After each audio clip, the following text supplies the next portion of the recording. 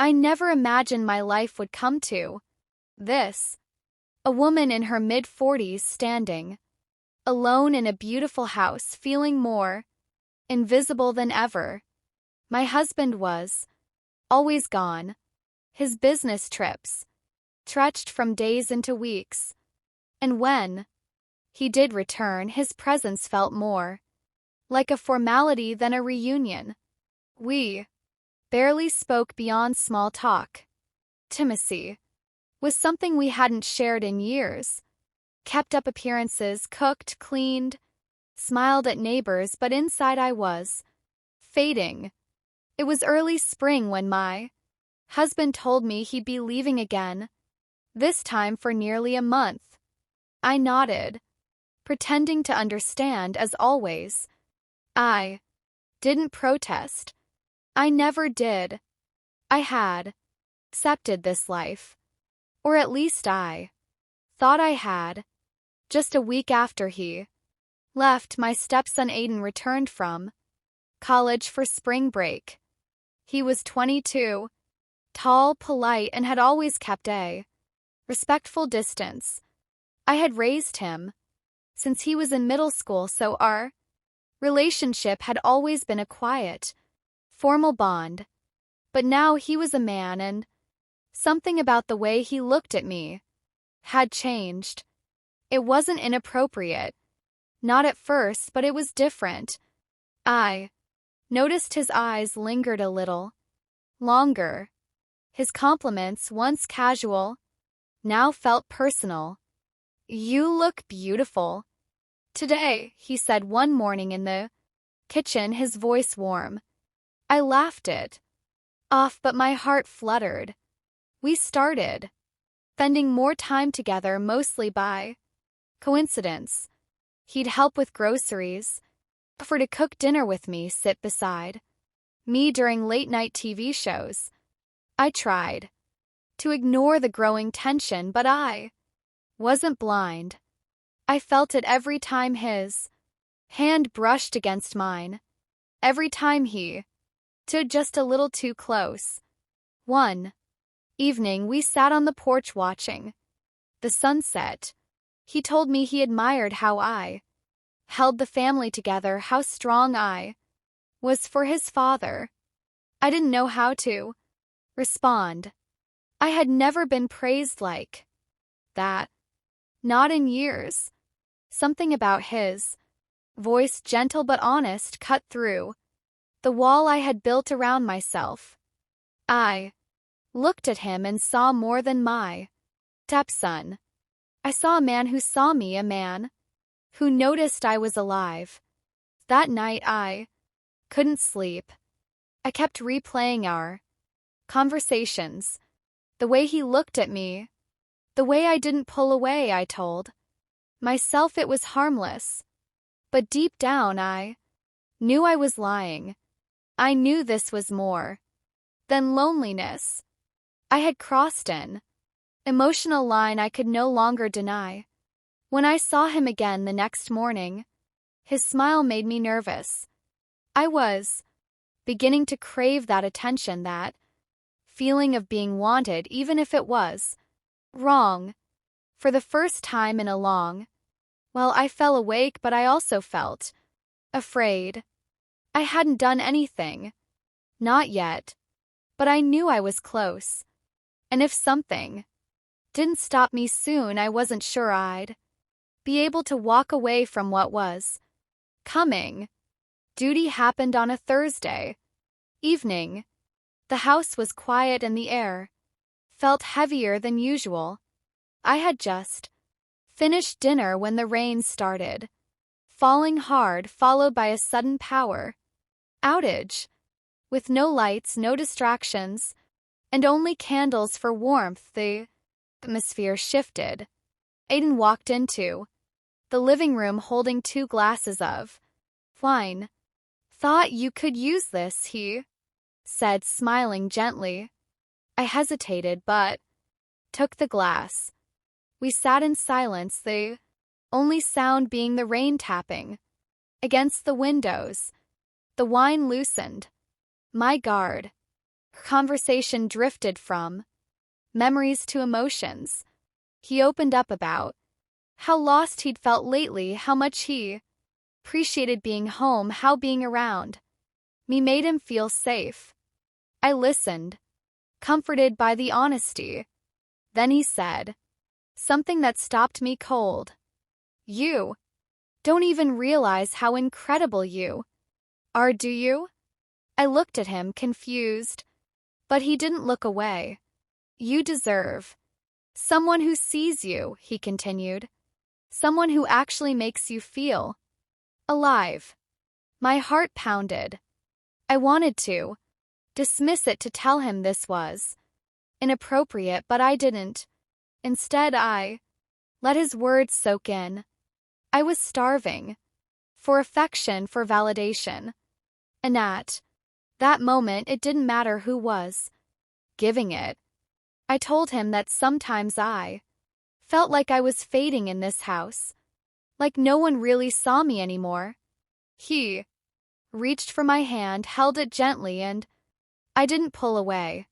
Felt so natural, so quiet, like we had arrived here not by choice but by force of circumstance. His touch wasn't forceful. It wasn't aggressive. It was tender and sincere. For the first time in years, I didn't feel invisible. His eyes weren't just looking at me. They were holding me, filling in the spaces my husband had long abandoned. He leaned closer. I should have stopped him. I didn't. Our lips touched softly, slowly. It was a kiss that said more than words ever could. It wasn't wild or rushed. It was deep and full of emotions we had both buried. When it ended, we sat in silence, both knowing we had crossed a boundary we couldn't undo. I stood up, said I needed to go to bed, and left him sitting there without another word. But sleep didn't come. My heart raced. My thoughts spiraled. I knew what we had done was wrong. It wasn't just a kiss. It was betrayal. Not just of my husband, but of everything I thought I stood for. And yet a part of me didn't feel regret. A part of me felt awakened, seen, touched in a way I had forgotten was possible. I couldn't explain it. I didn't even want to, but I knew that nothing would be the same again. Something inside of me had shifted, something I could never put back. The next morning, I avoided eye contact. I moved through the kitchen like everything was normal, but nothing felt the same. Aiden entered the room casually, but I noticed the change in his demeanor, calm, confident, like a line had been crossed, and he wasn't sorry for it. He offered to help with breakfast. I nodded without looking up. Tension between us was silent but undeniable. We didn't speak of the kiss. Neither of us brought it up, but it hung in the air like a secret too loud to ignore. I kept telling myself it was just a moment, a weak lapse in judgment. But when his hand brushed against mine, again I didn't move.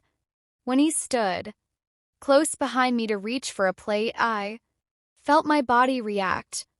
Shame and excitement weared inside me. Later that day, I caught him watching me, not in a careless way, but with intention. His eyes studied me, my face, my movements, every detail like it mattered. I hadn't felt that kind of attention in years. Not from my husband, not from anyone. It was wrong. I knew it.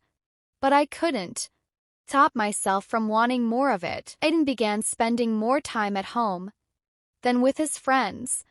He made excuses to be near me. Movie nights, errands, walks. Our conversations deepened. He asked about my childhood, my dreams, what I had given up over the years. I realized how much of myself I had buried, for the sake of a marriage that gave me nothing back. I tried to set boundaries. I told him this couldn't continue, that it was dangerous and reckless. He listened, nodded, even apologized. But the next moment he found me alone. He whispered that he couldn't stop thinking about me, that I deserved more than being left behind by a man who didn't even notice when I cried myself to sleep.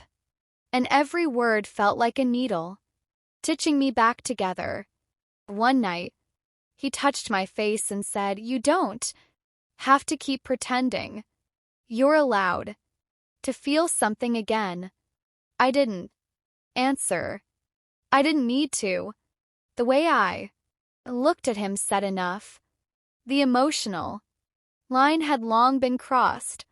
What followed wasn't planned.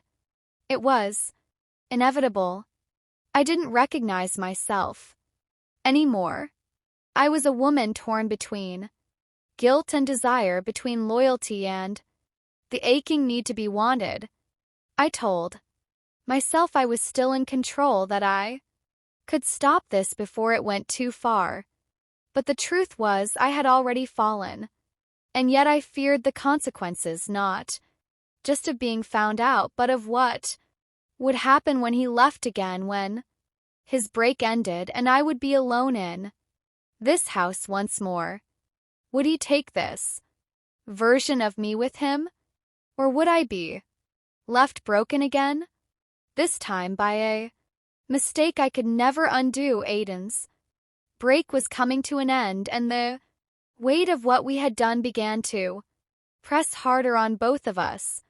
I could see it in his quiet moments, the way he looked at me but said less.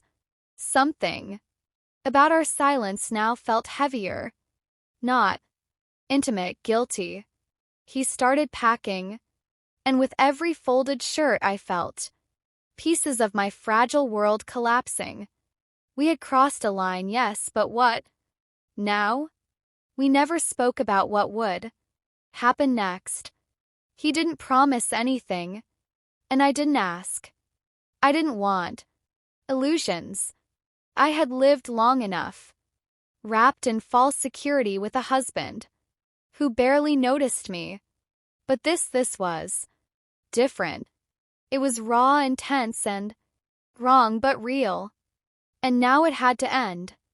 The night before his departure, he came to me, unsure for the first time since this began.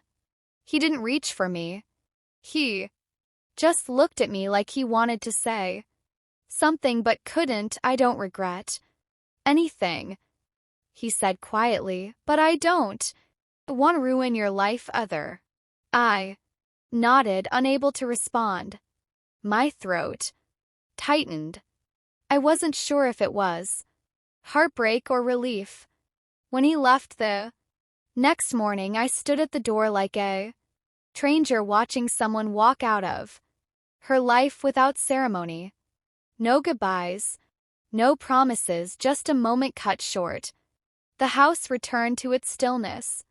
But this time it felt colder. Days passed, and my husband returned as if nothing had changed. He brought back souvenirs.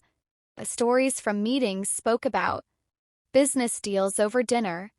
He didn't notice the way I avoided his eyes. He didn't notice how hollow I'd become.